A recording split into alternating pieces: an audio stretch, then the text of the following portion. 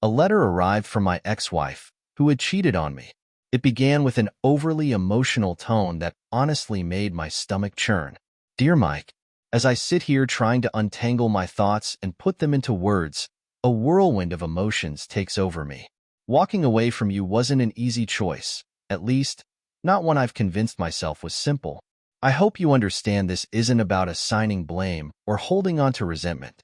It's about facing the changes within me and being honest enough to address them for both our sakes. Our years together have been marked by moments of joy, laughter, and memories I'll always hold close. From the spark of our early days to building a life as partners, we weathered life's storms and shared its triumphs. But somewhere along the way, I got lost in the monotony of our routine. This isn't about you or questioning your worth. It's about me finding the version of myself I've abandoned. I've spent so long tying my identity to us that I forgot to nurture my own dreams, my desires, my individuality. This letter is my attempt at honesty, Mike. I couldn't bear the pain of seeing the heartbreak in your eyes or hearing it in your voice while explaining these feelings. Dragging this out wouldn't be fair to either of us. I hope someday you'll find it in you to understand. You deserve happiness, real happiness, with someone who can give you their love completely without doubt or hesitation. I wish you nothing but fulfillment and peace in the life ahead. You'll always mean something special to me, but I've realized something about myself that I need to confess. I know this may sound selfish, and it is selfish, but the truth is, I've grown restless. I crave the spark of something new, a thrill I don't feel with us anymore. I miss the excitement of falling for someone, the rush of fresh romance. And Mike, I can't find that with you now. When we were younger, you were magnetic, irresistible, even. I'll never forget you strumming your guitar with Buddy in the band, riding your Harley in that leather jacket, and sweeping me off my feet on the dance floor. Whether it was a rock club or a ballroom, you had me. You even painted beautiful portraits of me and the kids. But life shifted. The gigs stopped, and you traded the bike for soccer coaching. The Harley now collects dust in the garage, buried beneath the kids' old sports gear and the shadow of a minivan we never dreamed would be ours. You've held onto your golden hair, but my knees no longer handle the dance floor. Now that the kids are grown, I feel stifled in this minivan lifestyle you seem content to embrace. I need to be honest, I haven't cheated on you, at least not physically. You're the only man I've ever been with, but I've caught myself feeling drawn to other men. Before taking any further steps, I had to end things between us. I couldn't betray you by sneaking around or lying. I loved you too much to do that, even if I don't love you in the way I once did. I don't want to discuss this face to face, so I've asked Tom to handle our divorce. The paperwork is ready. You'll keep everything except my personal belongings, which I've already taken. I've agreed to split my pension and the debts, excluding the mortgage. I believe that's fair since I share responsibility for our expenses. I ask that you grieve quietly so we can avoid awkwardness at family events. But if you need to respond, I'll read your letter and respect your thoughts. With love, Alan. I must have read that letter a dozen times, standing frozen in the kitchen where I found it. No tears came, not at first. I was too stunned. There had been no signs of this. No complaints, no confessions of unfulfilled desires, not even a single argument or hint of another man in her life. She still kissed me, held my hand, and smiled like everything was fine. Just last year, I had poured myself into rekindling our romance. I bought her jewelry. She scolded me for spending too much. She said she preferred chocolates. I stopped initiating intimacy, thinking I was stressing her out, and she told me holding hands was enough. Maybe that was a clue, but I brushed it off, blaming it on age. So there I was, the last person to see it coming. I grabbed a beer, stepped into the shower, and cracked it open under the hot water. Then another, and another. I didn't care that I was soaking the bathroom floor. Her floors. I had a fine collection of beer, like wine collectors with their prize bottles, but that night I drank without caring. I didn't make much of a dent in the stash, but I got drunk enough to feel it. The next morning, I woke up half naked on the basement floor, head pounding. I crawled to the bathroom, vomited out every drink I'd downed, and collapsed into bed, finally letting the tears flow. When I was 11, My grandpa pulled me aside at my grandmother's funeral and shared something I've carried ever since. You get 3 days to grieve, Mike. God took 3 days to bring the dead back to life, and you'll need 3 days to bring yourself back. Cry, scream, pray. When you're old enough, have a drink or throw a punch if you have to. Then, you move on. That memory played in my head as I stared at the ceiling, wondering if 3 days would be enough for this kind of pain. Honor those who leave us by moving forward. Grandpa's words rang through my head. A man doesn't wallow in what he's lost. He focuses on the present he's shaping and the future he's building. Those words were my lifeline. I had to face the reality that my marriage was over. For days, I let myself spiral. I cried until I couldn't anymore, drowned myself in beer, and took out my rage on the walls of my house.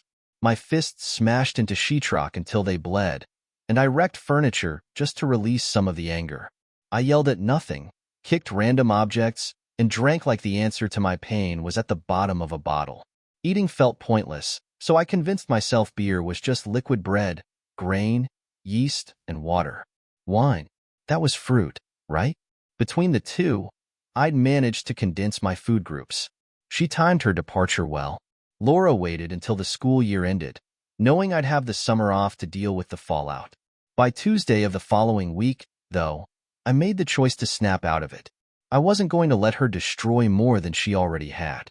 The first thing I did was call my kids. Apparently, Laura had already broken the news to them, and they'd been trying to reach me for days. I was too drunk to answer at the time, but I reassured them I was okay. Well, as okay as I could be. Then I got to work. I cleaned the house from top to bottom, gathering piles of things to donate. There was no way I was holding on to relics of a failed marriage. Family heirloom furniture stayed, along with photos and albums for the kids, but the rest? Trash. Spanish pottery? Gone. Brass cats from Portugal? Out. Within days, I was a regular at Home Depot, buying flooring, paint, and sheetrock to rebuild my space, my home. The pink walls, coral accents, and frilly curtains? History. I wanted something that reflected me, not the remnants of a life I no longer had. I made a quick stop at Tom's office, signed the divorce papers, and was out in minutes. Since it was uncontested and only one lawyer was involved, Tom said it'd be finalized before the school year began. It felt good to know it would all be done soon. Then I did something for me. I sold the minivan, a symbol of the life she left me with, and traded it for a '76 Triumph Spitfire convertible. British racing green, beige leather seats, and chromed wire wheels. It was the car I'd always dreamed of, and seeing it in my driveway brought a grin to my face I hadn't felt in weeks. Clearing out the garage wasn't a chore anymore. It was a mission. Once the clutter was gone, the Harley finally had its rightful place again. But the best decision I made that day was picking up the phone and calling Buddy. Buddy was more than a friend. He was family. We'd been inseparable since the 3rd grade, starting a band together, playing sports, even double dating back in the day. He was my best man, and I'd been his.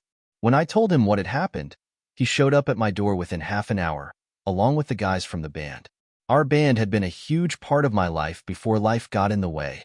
We'd played weddings, funerals, parties, and picnics, often for free or a fraction of what we were worth because we loved the community. Apparently, our community hadn't forgotten us, either. When word got out about my renovations, it wasn't just my buddies pitching in. Painters, carpenters, masons, and plumbers, guys I hadn't seen in years, showed up to help. The house wasn't just being fixed. It was being transformed, inside and out. And where there are guys fixing up a house, the women aren't far behind. Girlfriends, wives, and even some of their single friends started stopping by. Someone jokingly called it Project Mike's Love Life. And while no one pushed me toward a new relationship, I could see the gears turning in their heads. Before I knew it, I was out 2 or 3 nights a week, dancing, socializing, and even hosting spontaneous barbecues. My place had turned into a hub of activity, and I was surrounded by people who cared. Still, I wasn't ready to jump into anything new before the ink on the divorce was dry. Buddy had another idea, reviving the band. He'd already lined up gigs before I could say no. By the time the new paint dried, we were back on stage, headlining Friday nights at Jimmy's and Saturdays at a cozy club downtown. Sundays, we played acoustic sets at a seafood spot by the waterfront. It was like we'd never stopped.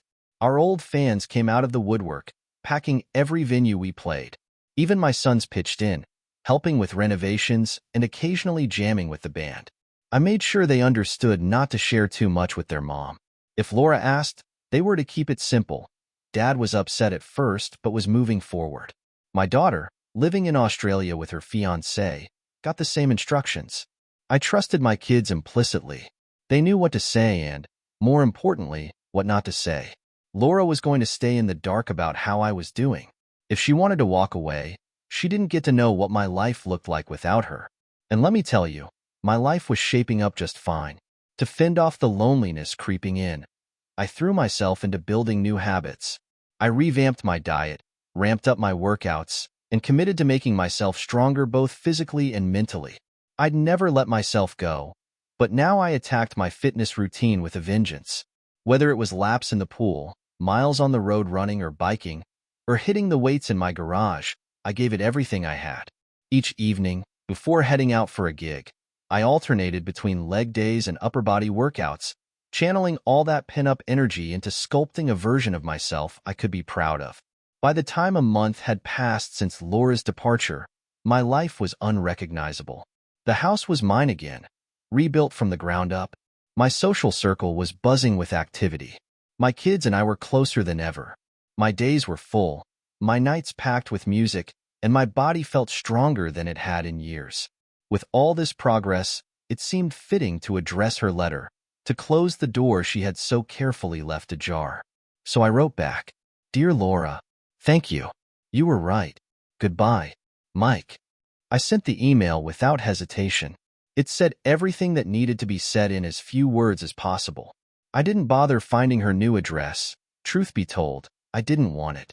Rumors about her reached me anyway. Whispers floated around about a younger guy she'd been seeing.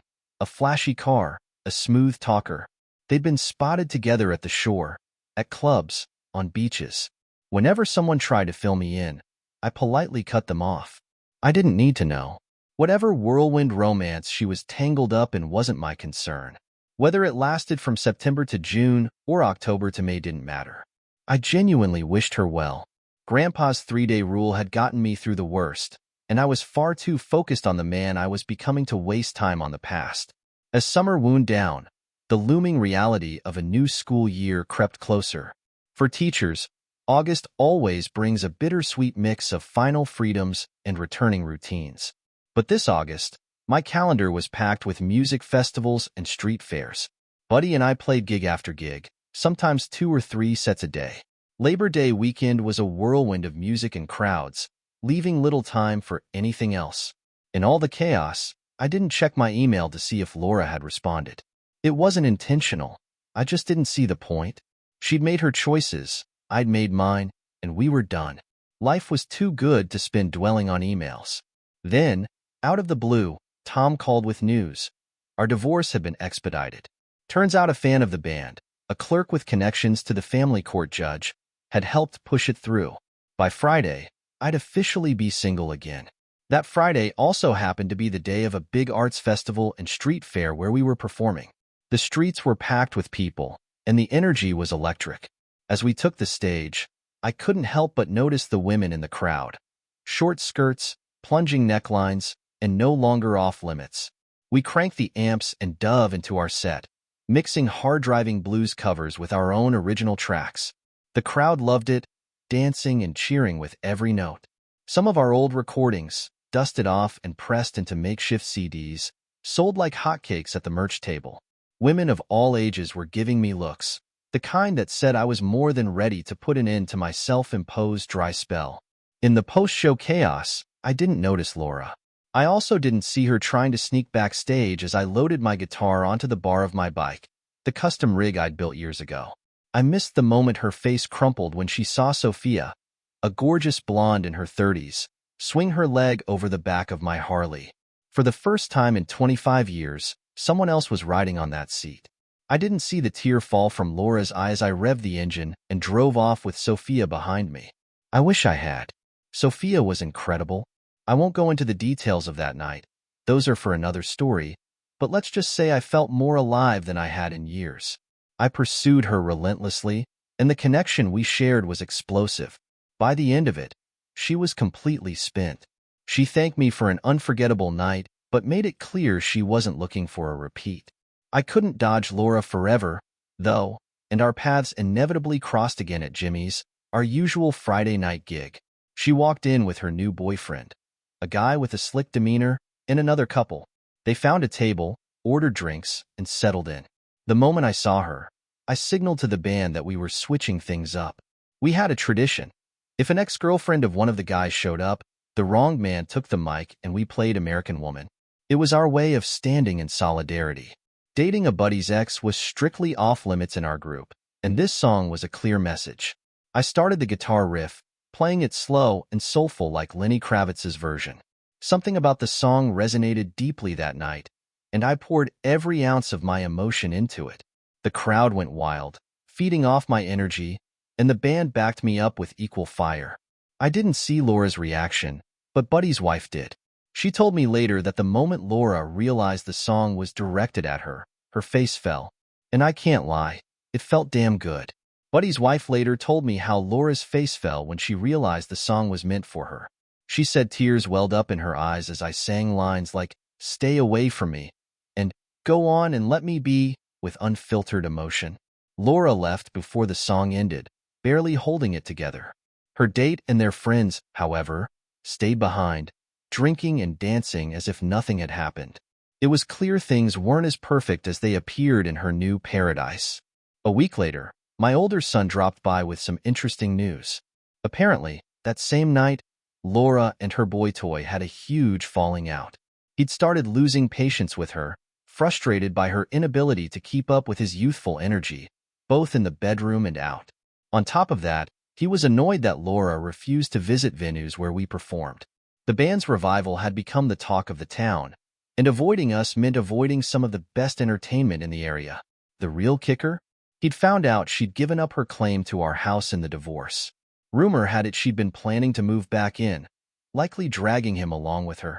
I'd suspected him of being a gold digger, but his brazen entitlement was still shocking. Clearly, he hadn't been briefed on the prenuptial agreement Laura's father had insisted on. Her dad had been cautious, even skeptical, about anyone marrying his daughter, and I'd agreed to the terms without hesitation. The agreement ensured that if either of us left the marriage for greener pastures, they'd forfeit all rights to the family assets. Everything would go to the other party. I suspected Laura remembered that little detail. It explained why she was so agreeable during the divorce, amicable even. Her boy toy, on the other hand, seemed blindsided. When he sent her packing, Laura spent the night pouring her heart out to the kids over the phone. I felt for her, in a way, but my 3 days of mourning were long behind me. I had no lingering attachment to her, which made it easier to offer sympathy without getting emotionally tangled up. The kids, however, didn't like my detached attitude. They thought I should let Laura move back into the house, at least temporarily, to help her get back on her feet. But I wasn't interested. Taking her in would mean signing up for her menopausal mood swings, the sting of her recent rejection, and the humiliation she probably felt about crawling back. It wasn't worth disrupting the peace I'd finally achieved. Eventually, the kids stopped insisting and shifted to a more reasonable request. Could I let them access the storage unit where I'd put the furniture and other belongings she might need? I agreed and even lent them the band's truck to help with the move. With the new school year in full swing and a packed gig schedule, my encounters with Laura were few and far between. We both worked in the same district, but in different buildings, so we rarely crossed paths. Even when we did, I barely noticed her. Meanwhile, I'd become a hot topic in the school gossip mill. Maybe it was the Harley and the convertible, or perhaps it was the buzz around my renewed social life. Whatever it was, I didn't care. The band was thriving. My legendary barbecues were full of laughter and good company, and I had no shortage of female attention. I didn't miss married life one bit. Thanksgiving brought another milestone for me. For years, I dreamed of spending the holiday in France, coinciding with the release of Beaujolais Nouveau. This year, everything aligned perfectly. My bags were packed when my son called the night before I left. inviting me to Thanksgiving dinner at Laura's. He sounded upset when I told him I already had plans, but quickly pivoted to suggesting a family Christmas instead. He and his girlfriend offered to handle the cooking if I'd hosted at my house. All 3 kids would be in town, and they wanted a chance to reminisce together. I agreed on one condition: Laura couldn't bring a date. My focus would be on the kids, and I didn't want any awkwardness. My son surprised me by revealing that Laura wasn't seeing anyone. In fact, she was lonely. I didn't press for details. I wasn't interested in dissecting her love life. My priority was creating a harmonious family gathering. I told the kids they could stay at my house as long as they wanted, but my son raised a concern. What if Laura felt uncomfortable leaving while everyone else stayed behind? That gave me pause. This would be the first time we'd all be together since the kids moved out. As much as I valued my newfound independence, I couldn't deny that Laura was part of the family, at least for this occasion. Fine, I said. Invite her to stay too. It wasn't an easy decision, but it felt like the right one. If this was going to be a real family Christmas, she deserved to be there. For the kids' sake, I could make it work. I told my son Laura would be welcome to stay for Christmas, but she'd have to settle for the guest room. There was no way she was sleeping in her old bedroom. It just didn't feel right. And if anyone brings guests, they'll need to share your room or find a hotel, I added. Thanks, Dad.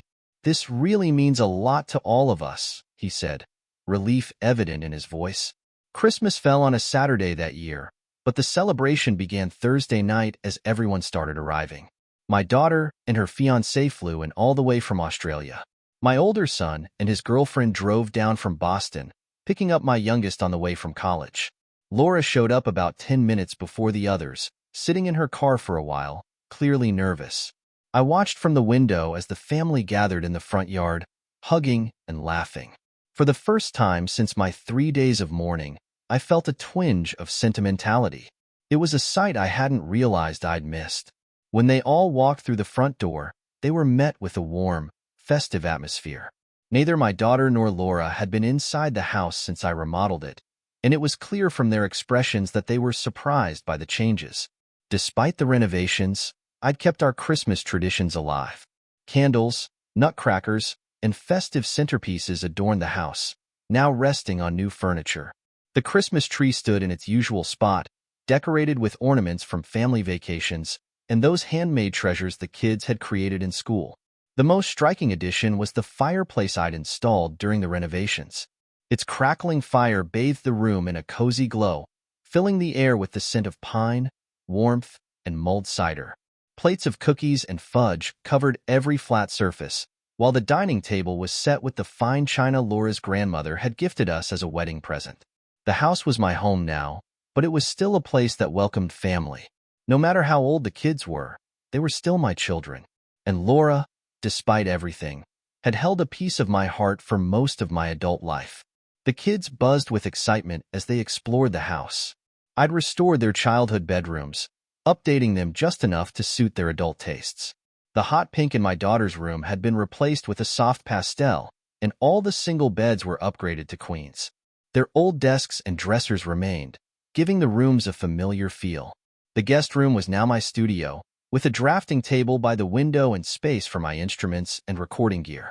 I'd also expanded the library, turning it into a game room with a TV and pool table. The living room, centered around the new fireplace, featured stockings for everyone, even Laura. The stockings brought back a rush of nostalgia.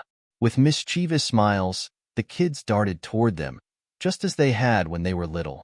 For a moment, they were carefree children again, laughing and savoring the holiday spirit. The older two, showing a bit more maturity, grabbed stockings for their partners and shared memories tied to each one. As they unwrapped small treats and gifts, nibbling on cookies and chocolates, one of them noticed something. "Dad, your stocking is empty. We didn't know what to bring for it." I reached for my stocking and smiled. "No, it's full," I said. "You're all here, laughing and reminiscing. You're filling it with love, and that's the best gift I could ask for." Hugs and kisses were exchanged as everyone wished each other a Merry Christmas. Even Laura lingered in her hug, holding on just a little longer than expected. For a brief moment, it felt like we were one big happy family again. The excitement carried over to the tree, where gifts were exchanged and memories of childhood Christmases came flooding back. Dinner was a feast, and after the dishes were cleared, the guitars came out for our traditional Christmas jam session. As the night wound down, everyone started retreating to their sleeping quarters. Laura grabbed her coat from the closet and approached me. "Thank you for today," she said. "It means so much to me to spend Christmas with you and the kids. I know I have no one to blame but myself, but the family time is what I miss most." I nodded. The kids are grown and busy with their own lives. Gatherings like this would be rare, even if we were still together. She gave me a wistful look. "I know, but I also miss the time when it was just the two of us. As a couple, I suppose this is my way of finally apologizing to you. I ruined what could have been an amazing life for both of us." "Don't be so hard on yourself," I said gently. "We've always encouraged the kids to chase their dreams, to pursue happiness. You did that too. We've built fulfilling lives. They're just different now." Her eyes narrowed, skeptical. "So, you're saying you don't value what we had? After today, you don't feel any nostalgia? Any regret for what we've lost?" I sighed. "Laura, we had today, and it was wonderful. What do you think we've lost?" Her voice broke as tears streamed down her face. "We lost each other. I lost you, and I'll never forgive myself for it. And it seems like you couldn't care less." Without thinking, I wrapped my arm around her as she broke down, her sobs shaking her shoulders.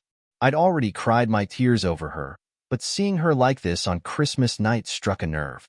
It was bittersweet, a reminder of what we'd had, and what we could never get back.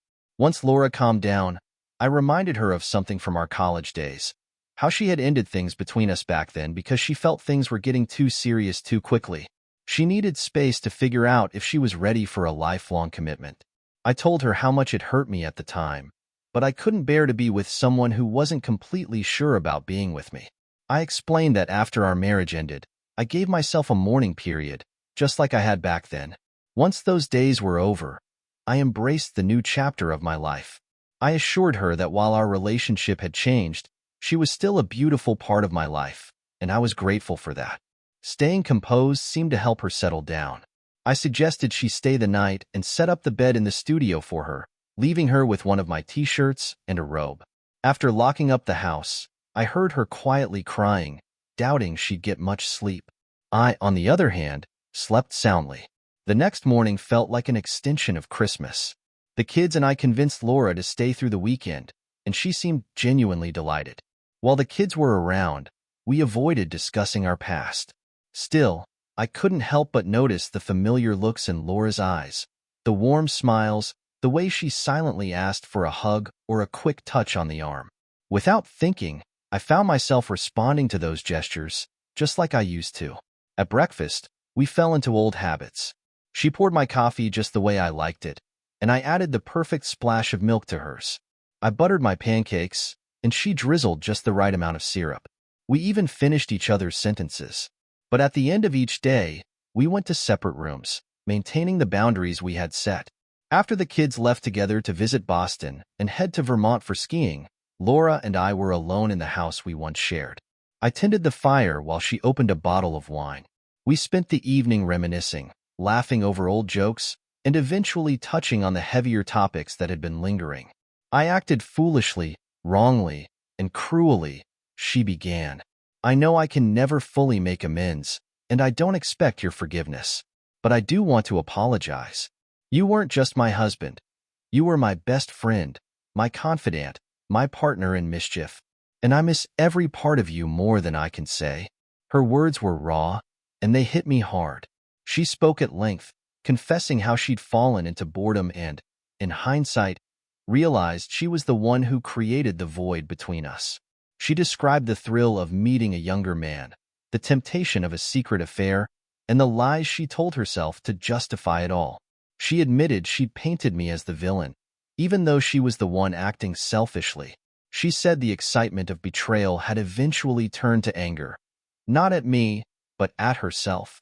She was furious I hadn't fought for her, hadn't tried to stop her from leaving, and instead let her slip away. Her jealousy boiled over when she saw me rebuilding my life. She admitted the sight of another woman on the back of my Harley enraged her. Seeing me with women who seemed to offer something she hadn't only deepened her regret.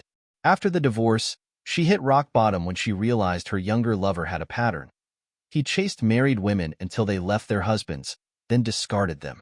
His father had cut him off years ago, disapproving of his son's habits, and he used Laura's money while it lasted. When their relationship ended, Laura tried to move on, but the dating pool wasn't what she'd expected. Men her age were either taken or unwilling to commit to someone with her history. Younger men would take her out, enjoy her charm, and share a night, but they had no interest in anything long-term, especially with someone past the age of starting a family. I let her talk until she ran out of steam, pouring us both another glass of wine. Handing hers to her, I said with a smile, "It sounds like you made some pretty foolish choices, but you don't owe me anything. You pursued your desires, and I loved you enough to let you go." Her expression shifted, and I could tell she hadn't expected that response. "I forgave you almost immediately," I continued. "How could I hold you in a marriage when you didn't want to stay? If I tried to stop you, you would have resented me, or worse, hidden things from me and done them anyway. Your letter may have felt harsh at the time, but looking back, it saved us a lot of trouble. We avoided property disputes and didn't have to worry about custody since the kids were grown. Honestly, I should thank you for that." Her face softened, tears welling in her eyes. "So, I'm no longer your husband," I said gently. "It might take time before you consider me your best friend again, and I know trust is still an issue. But if you want my advice, that label is yours to decide. Partners in crime might be too romantic for where we are now. How about we just call ourselves friends?" She melted into my embrace, tears flowing freely. She stayed another night, but nothing happened between us. We slept separately, respecting the distance we'd built. There was a lot of catching up to do, and we were finding our way back to a place of mutual understanding. It felt strange, but also comforting, to share the role of parenting again, even as our children were now adults. We weren't what we used to be, but maybe, just maybe, we could be something new. The next day, Laura headed home to pack for a New Year's trip to join the kids in Boston, while I dove headfirst into my gigs. New Year's week is a goldmine for musicians, and I barely had a free moment to think about anything other than the music. By the time the school term started after the holiday, my schedule was so packed that seeing Laura didn't even cross my mind. Our paths didn't cross again until an in-service conference in April. By chance, we ended up sitting next to each other during the sessions and later shared a table at lunch. The conversation flowed easily, mostly about our daughter's upcoming wedding in Australia. It felt like we were sliding back into the comfort of friendship, a natural rhythm I hadn't anticipated. As lunch wound down, Laura surprised me. "Thank you," she said, a little shyly, "for treating me so well. At Christmas, and even now. It means a lot." "Of course," I replied with a smile. Then she hesitated, her cheeks flushing slightly. "I was wondering, would you take me for a ride on the Harley one Saturday? It's been ages." Her request caught me off guard, but I responded quickly. "Absolutely. Sunday looks perfect, warm and sunny. Let's ride up north, grab lunch, and enjoy the fresh air." Her face lit up with excitement. Memories of our rides together when we were younger flooded back. Those days always seemed to end with her pressing against me, her hands wandering over my chest as we sped along. She used to joke about the thrill of something powerful between her legs, "And the motorcycle's nice too," she teased. I wasn't sure if I could resist her now, and I was right, I couldn't. We rode up to the falls, her hands resting on my waist, then hiking up to my chest. We parked the bike and explored the trail that looped to the top of the falls and back down through the woods. In a quaint little town along the way, we strolled through antique shops, something I usually dreaded but found oddly enjoyable with her by my side. Lunch was relaxing, filled with laughter and lingering smiles. By the time we were heading south, we stopped at a seafood dock for dinner. The candlelight, the sound of waves lapping against the dock, and the incredible food made it clear the day was special. When we got back, I brought her home, our home, and for the first time in years, I took her to bed. That night, we made love, slipping into a familiar intimacy that hadn't faded with time. It was as if we were rediscovering each other, finding pieces of ourselves that had been lost in the chaos of years gone by. In the following weeks, we saw each other regularly. Dinners, movies, even casual lunches. Each time, we ended up in bed, but we avoided any talk of exclusivity or defining our relationship. It was unspoken, but we were simply enjoying each other's company for now. As the date of our daughter's wedding crept closer, Laura and I meticulously worked through every detail of the event. I had covered all the expenses without hesitation, and while I wasn't wealthy, I was comfortable. Our mortgage had been paid off before the divorce, and I had a good salary with little debt. There wasn't a financial strain, and I took pride in ensuring the day would be perfect for our daughter. The one detail we hadn't discussed was our travel plans. When we compared notes, we discovered we were booked on the same flight to Sydney. I suggested she meet me at my house so we could share the car I had hired to take us to the airport. On the morning of the trip, Laura arrived early. I had just finished rinsing out the coffee pot and loading the dishwasher when the car pulled into the driveway. The driver got us to JFK swiftly, and we checked our bags curbside before heading into the terminal together. At check-in, I stepped up after Laura and was surprised when the attendant asked why I hadn't used the shorter first-class line. I'd booked a first-class ticket for the long flight, but hadn't thought to use the perks. The attendant laughed and directed me to the lounge, where Laura was already waiting. At the lounge desk, the attendant noticed Laura's coach ticket and casually offered to upgrade her to sit with me in first class. Something about flying halfway around the world with the mother of my daughter, someone I still cared about deeply, while she was crammed into coach didn't sit right with me. I quickly accepted the offer. When boarding time came, I insisted we wait together, even though her group was called first. She started to worry about losing her seat to a standby passenger and began to fuss.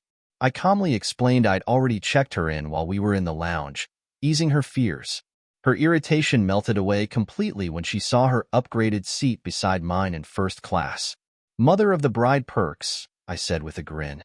She laughed softly, shaking her head. "You're sentimental, you know that?"